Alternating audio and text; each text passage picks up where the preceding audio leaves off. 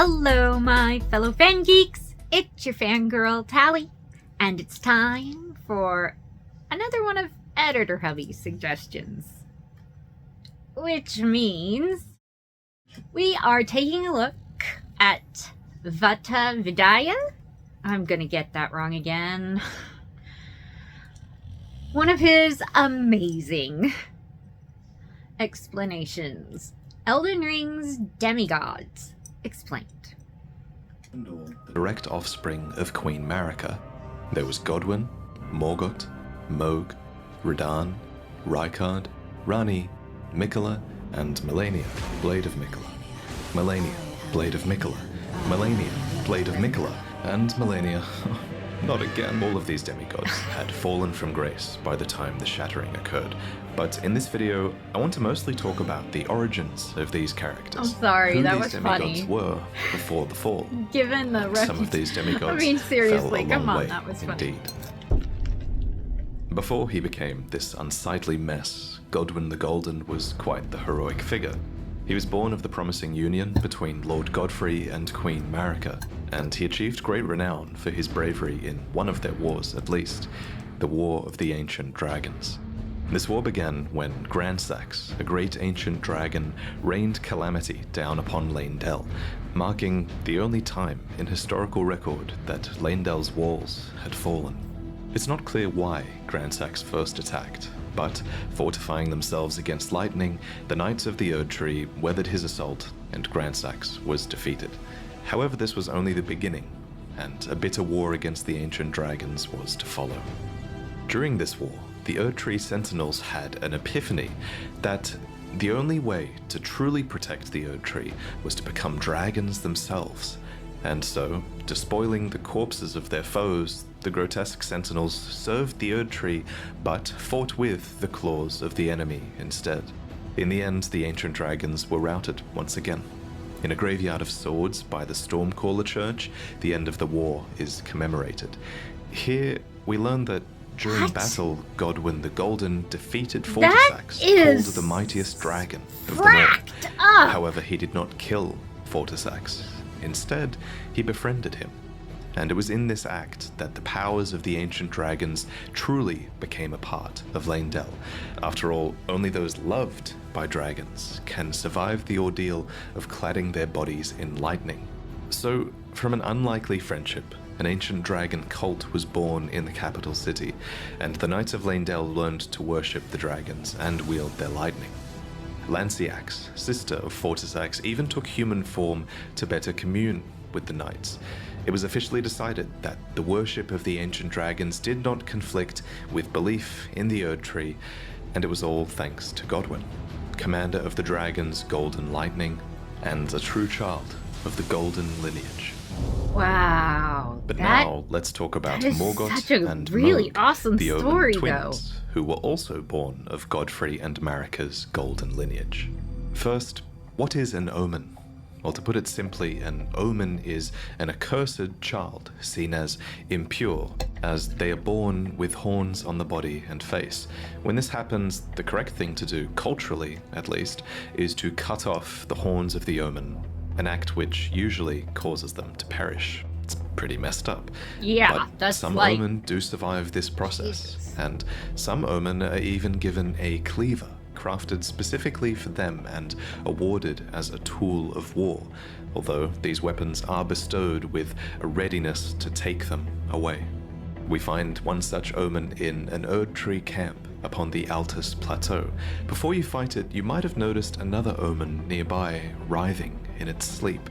It's said that omens see evil spirits in their nightmares, and I think this omen is dreaming, haunted by the vengeful spirits of its accursed kin. This brings us to the Omen Killers, who are horrifying butchers of twisted conscience. They wear these horned masks that make a mockery of the Omen's nightmares, and these butchers hunt the Omen and amputate their horns. The first Omen Killer was named Rollo, a famous perfumer who had to imbibe a physic to rid himself of emotion so that he could better perform his tasks. Remember, it seems many Omen have their horns excised when they're very young, That's definitely disturbing enough to warrant an emotion-killing physic in my book. However, That's so if the screwed Omen was up. born of royalty, then their horns are not cut off, but the Omen is kept underground, unbeknownst to anyone, and imprisoned for eternity. By way of example, you would have seen all kinds of Omen confined to the sewers beneath Leyndell. But why are Omen considered to be accursed in the first place? That's so Some of them are clearly horribly intelligent, sad, so what's guys. Why am inherently I- wrong with being born with horns and great strength? Well, it's important to remember, I think, that this curse might only really exist in the context of the Golden Order. After all, those afflicted with Omen horns are not able to return to the Erd Tree for rebirth, and are said to be born outside of its grace. But why does the Golden Order disavow the Omen, then? Well, it's hard to say for sure, but my working theory is that it's to do with the Crucible. According to this ancient incantation, horns were once an aspect of the Erd Tree's primordial crucible, where all life was once blended together. And with the exception of a couple of crucible nights in and around Leyndell, we know that the Golden Order has started to distance itself from most things that touch upon the crucible. While things like horns, knots, feathers, and scales once grew on the human body and were considered signifiers of the divine, now they are disdained as impurities as civilization has advanced. We learn this from the knot, scale, and feather talismans, all of which are guarded by Omen, or dropped by Omen killers, no less. Unfortunately for the Order of the Erd Tree, these and once divine twisted. impurities seem to crop up in some births, whether they like it or not. Almost like it's a genetic trait, as if it touches upon the crucible at the root of the Erd Tree. And so you have to ask, is it really a curse to be born as a graceless Omen? Well, as with most curses in these games, I think that depends on your perspective. In any case, Mohg and Morgoth were Omen royalty, and thus they were born into a wretched mire far below the earth, horns and all. Here, they were What kept in under the the hell? strictest confinement. Each of them were bound You with guys, charmed this shackles game that is were covered in freaking roots sick! or thorns and bathed in golden magic. I... It seems very few people were supposed to know that they even existed. Morgoth, for his part, renounced and despised his accursed Omen blood, but his brother Mohg embraced it. Deep underground, Mohg stood before an outer god, a being called the Formless Mother, who craves wounds, a being capable of bestowing power upon accursed blood. In this moment, Mohg's accursed blood erupted with fire, and he became besotted with the defilement that he was born into. Here, deep below the earth, he would go on to build a dynasty of blood in reverence of a mother, something it seems he never truly had. As for Morgoth, this is so he was born into the same effed accursed up. fate as his twin Guys, brother, this is but just- despite not being I blessed with thought it grace, was just, he loved the Erd Tree all the same, like a and even took it upon himself to crawl cool out of the sewers and become the Erd Tree's fantasy protector when the Erd Tree needed him most. violent game. In the end, like, he like, rightfully became you know, the Omen King and Lord these of Leyndell. backstories Omen or not, are he was, just after all, born of sick. Godfrey and Marika's golden lineage. Of course, the marriage between Godfrey and Marika would be ended, and before long, Marika remarried with another man, a champion named Radigan, who Marika calls her other half. He became second Elden Lord and the king consort, but he also brought with him 3 children from a previous marriage that he had had with a Carian queen named Renala. These children were Rani, Reichard, and Radan, and they all became demigod stepchildren after Radigan's reunion with Queen Marika.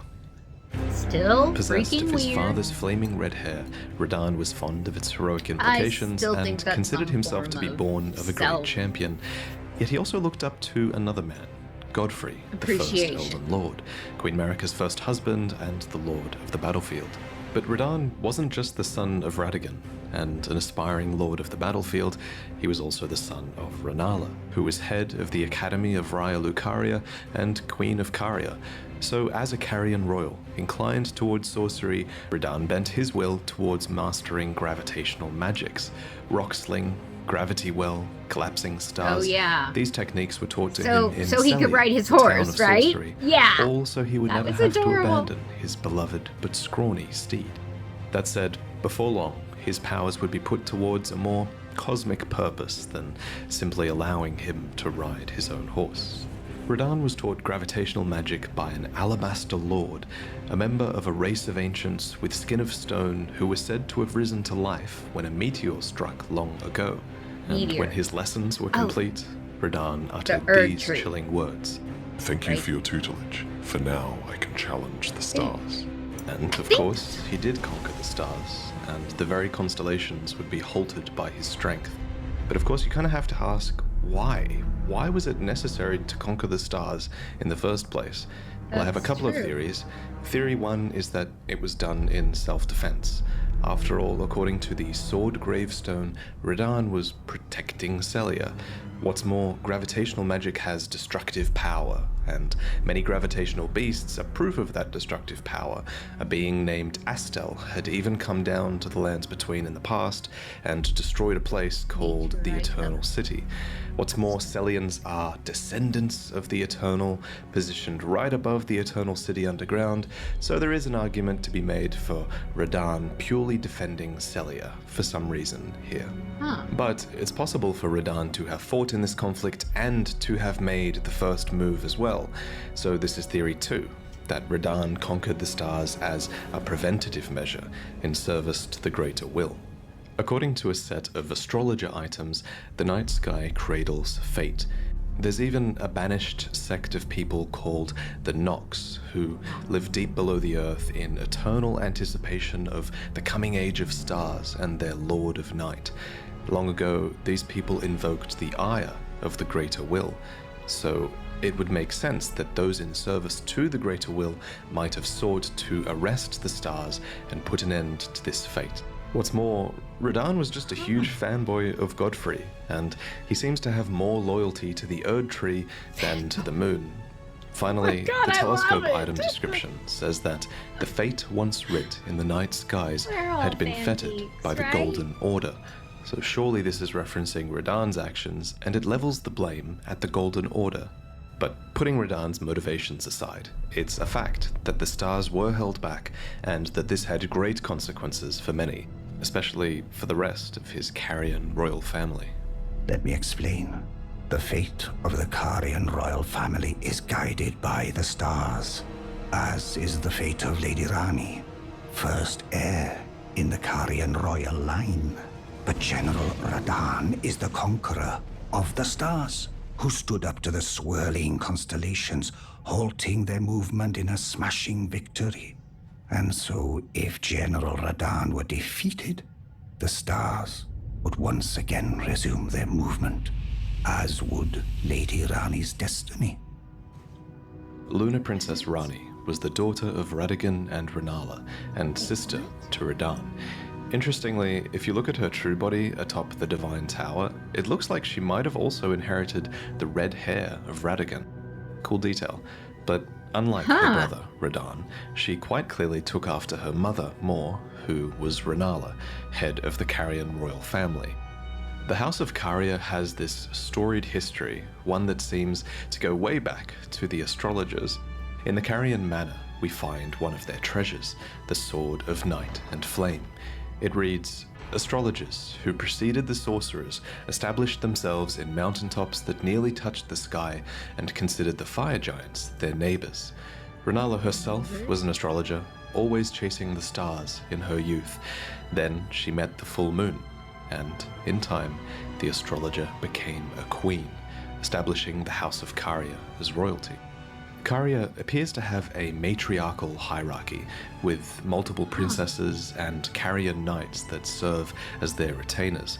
Now, however, there is only one princess, Rani, daughter of Renala. And at the time of her birth, she would have been set to inherit quite a lot of power indeed, for the Carian royal family was at its height, and her mother was not only queen, she was also head of the Academy of Raya Lucaria, having bewitched them with the enchanting power of the full moon. Leading the young Rani by the hand, Renala guided her daughter to a meeting with a moon of her own. What Rani beheld was cold, dark, and veiled in occult mystery. A dark moon, a sort of twin to Renala's own full moon. You can even see both of these hanging in the sky if you stargaze from the heights of the Moonlight Plateau. Another who guided is Rani such a was a character cool called the Snowy detail, Crone, guys. who the young Rani That's encountered awesome, deep in the right? woods. When you look at Rani, it's actually I the am likeness of always this snow amazed witch that you're at seeing, as the the doll that now houses artistry Rani's soul was and modelled after her, just probably detail as a that sign goes of respect. into Clearly, Rani these looked up games. to this mysterious woman. She became Rani's secret mentor, Individual and she even knew petals about the on Dark Moon, teaching the flowers. young Rani to fear it as she imparted her cold sorceries. So, what do these moons represent? That's just a theory, but I think the moons kind of act as guides. The lost black moon of Noxtella, for example, was the guide of countless stars. What's more, Rani and Renala were heavily influenced by their moons. Renala's moon bewitched the academy that she became the head of, and Rani's dark moon, for its part, also imparts wisdom and leads a voyage in the Age of Stars ending. They could even be outer gods. And yet, for all of this guidance, Caria and Leonia as a whole have experienced steep decline. Radagon betrayed the House of the Moon. Radan locked the stars out of motion. The Academy town is flooded to the north. Caria has been ruined in the west, and the stars and moon have gone their separate ways. Nevertheless, Rani, last princess of Caria, remains, carefully setting new plans into motion. It's true. Sibling to Rani and Radan was a man named Reichard, who was lord of the Volcano manor. There is evidence that Reichard was friendly with his siblings. He conspired with his sister Rani Reichard later on, is- and there's even a portrait of Radan hung in the Volcano manor, as well as a portrait of Reichard himself before the fall. Before Item the- descriptions mark Reichard as stern, ambitious, heroic, and blasphemous. A part of this blasphemy was opposing the Erd Tree, which actually drew many knights to his banner, for Reichard believed in taking by force, just as the gods did, and clearly many believed that he would usher in a new age. The armor set of the Gelmir Knights reveals to us what were once very loyal soldiers. The crest of red feathers are there to symbolize Reichard's pedigree as Lord Radagon's son, and the emblem upon their chest piece represents a lord who had lofty ambitions. However, as Reichard delved into the ancient secrets of Mount Gelmir, he came across the immortal Great Serpent, an ancient deity that's right. that He's aligned with the Reichard's guy, ambitions. the snake, And so snake king. Reichard fed Yeah, himself him. to the Great Serpent so that he might devour, Oh, that was an awesome grow, battle, though. and live eternally. Watching Editor Alas, Hubby this was too go much for his after knights, that, and go they after believed that, go after their that, master's and then heroic ambitions had once he kicked the degenerated guys- into mere greed. It was So awesome. they searched desperately for a weapon with which they might halt their lord, and they found it too. The immortal serpent had lived for a long time, and so there was also a weapon to kill it that had been designed long ago as well, a serpent hunter. But it was too late. As the lord lost his dignity, so too did the knights lose their master. Not that it bothered Reichard. Now we can devour God together. Next, we need to discuss Millenia and Mika.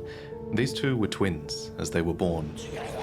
No, Reichard, please. Anyway, as you know, Radagon's marriage with Renala did not last. Afterwards, he returned to the Golden Order and became Queen Marika's consort. But what I haven't yet mentioned is that together they were blessed with two demigod children, the so-called twin prodigies. Now, in the last lore video, I briefly proposed that these two twins were born after the Shattering, after Radagon and Marika had merged together to become a single god. However, I've since changed my mind. I think Millenia and Mika were clearly born before the Shattering. There's just so much proof that these two twins were a force that were influencing the world long before the Shattering took place. This is Anyway, true. both of these twins That's were born true. afflicted. From the one Specifically we in the watched, Japanese text, it that's said some that of the their ones we births watched, were that vulnerable.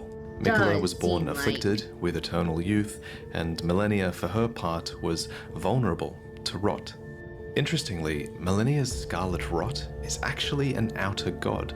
This outer god, like many others in the game, seems to have an order that is able to be imposed upon the world via an Empyrean vessel, and Millenia was that vessel. And while the Scarlet Rot is pretty terrible, you can sort of argue that it's got a beauty to it. According to Gowrie, the Order of Rot is resplendent. It's a cycle of death and rebirth.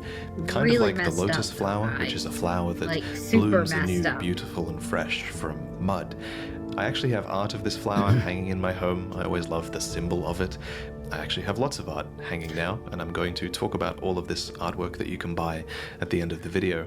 Anyway, so Millenia the Empyrean was vulnerable to and afflicted by the Scarlet Rot. There was said to be no cure to this, and while fire and consecration seemed to be somewhat effective at warding it off, Millenia would slowly lose her physical self to the rot. Interestingly, old legends of the Scarlet Rot have persisted in the world for generations, and we learn more about the Rot God from the Blue Dancer charm. The dancer in blue represents a fairy who, in legend, bestowed a flowing sword upon a blind swordsman. Blade in hand, the swordsman sealed away an ancient god, a god that was rot itself. Specifically, this god was long ago sealed away in the stagnant water that is downstream of the Ainsel River underground. And wherever rot appears, the kindred of rot appear as well. These are pests and servants of the rot. That's and disgusting. Now, in the current age, these are servants that have been forsaken by I don't Millenia, need to see who that. is their new goddess. So Gross. this blind swordsman with the flowing curved sword actually went on to become Millenia's mentor. So technically it's him that we have to blame for this goddamn attack. Oh, the God. prestigious Rara heirloom tells us more. A talisman engraved with a scene from a heroic tale. Though born into the accursed rot, when the young girl encountered her mentor and his flowing blade, she gained wings of unparalleled strength.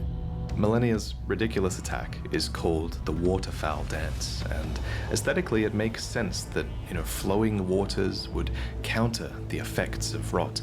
For just as still waters turn foul, stagnation turns to decay.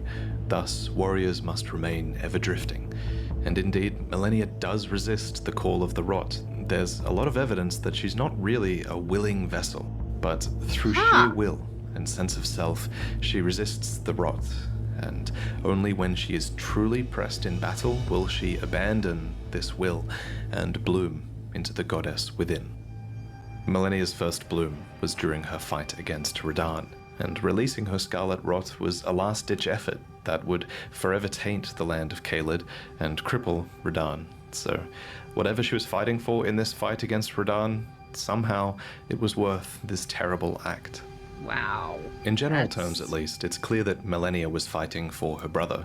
Apart from the times where she relapses into being the goddess of rot, she is known as the Blade of Mikola.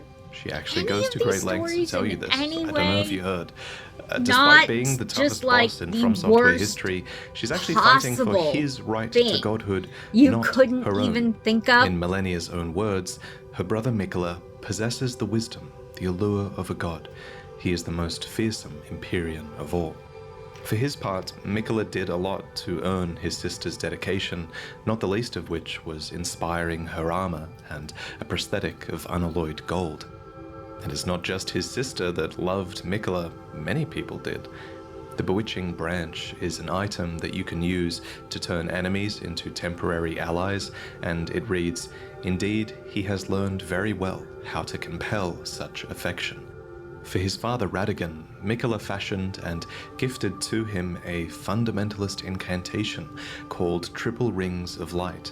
Radigan then returns the favor, gifting back an incantation called Radigan's Rings of Light.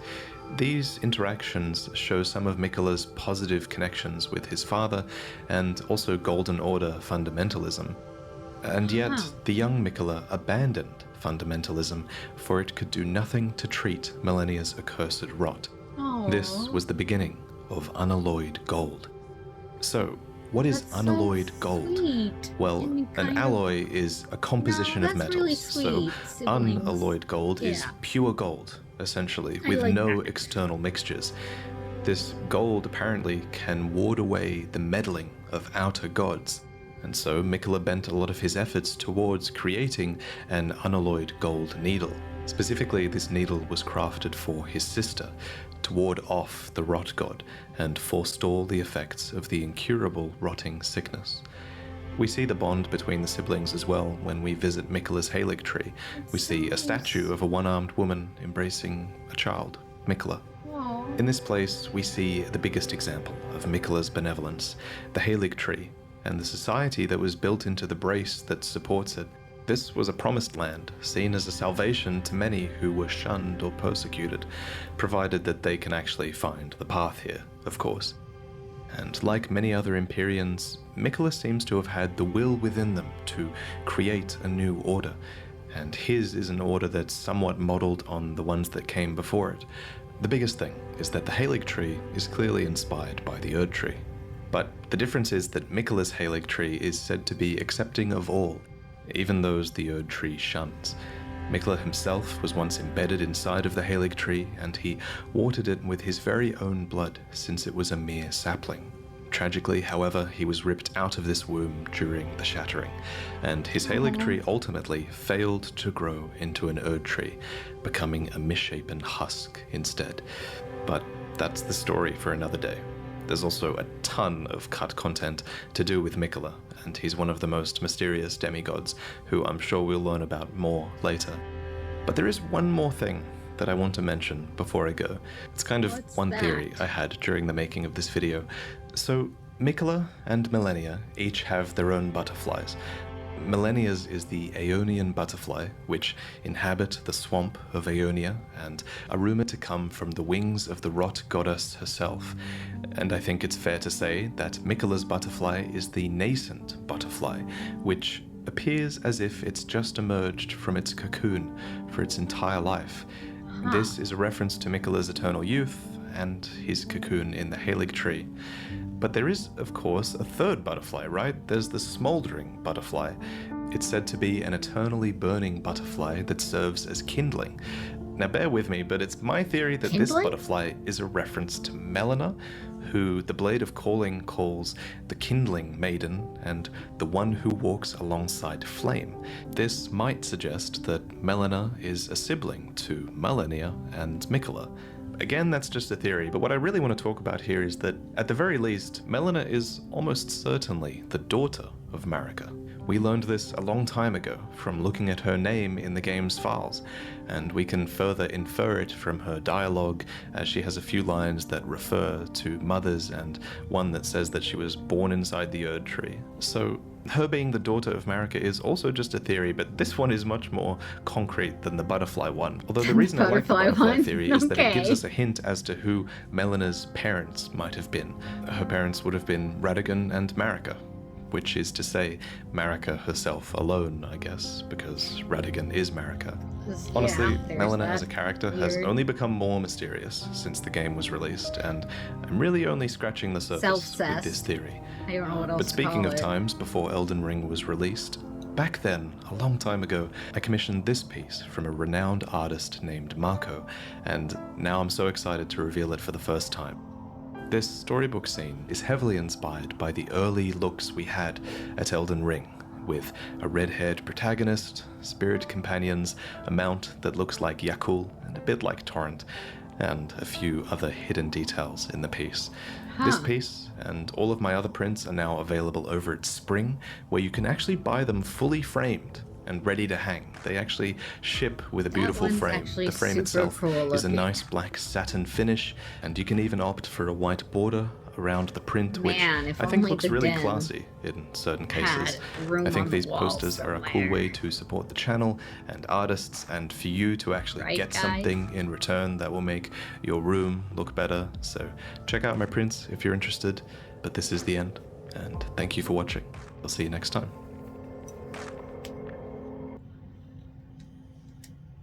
Okay, guys, that was awesome.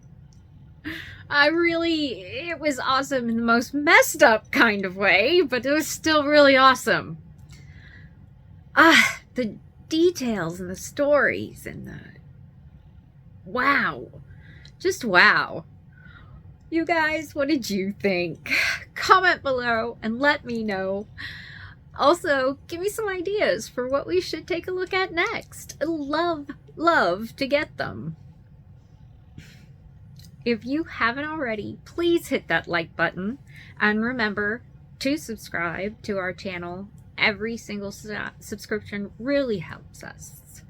And we've started a Patreon. So, where we're posting things that, are giving us hassle from copyright gremlins. All that information down below. Bye, guys.